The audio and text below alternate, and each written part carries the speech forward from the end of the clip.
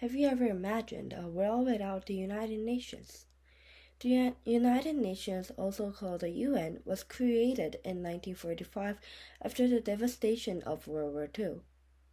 At that time, the world had just experienced two global wars within 30 years.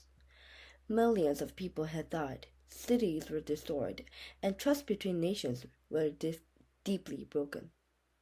The UN was born from one powerful idea: that dialogue is better than war, and cooperation is stronger than conflict. But what if the UN had never created? First, global conflicts might become more frequent and more dangerous. The UN provides a space where countries can meet, discuss, and negotiate. Without this platform, nations might rely more heavily on military power instead of diplomacy. Small disagreements could easily grow into large-scale wars because there would be no central organization to mediate disputes. When I imagine such a world, I see a place filled with tension and fear, where misunderstanding quickly turns into violence and war. Second, humanitarian crises could become far worse. The UN delivers food, medical aid, and shelter to millions of people affected by war, poverty, and national disasters.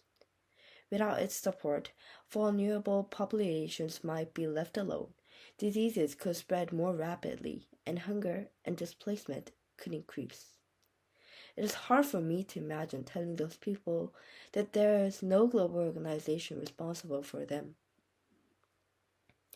Third, cooperation on global issues like climate change and human rights would be weaker. The UN allows countries to set shared goals and common standards. Without it, solving worldwide problems would be much more difficult, because global changes requires global solutions.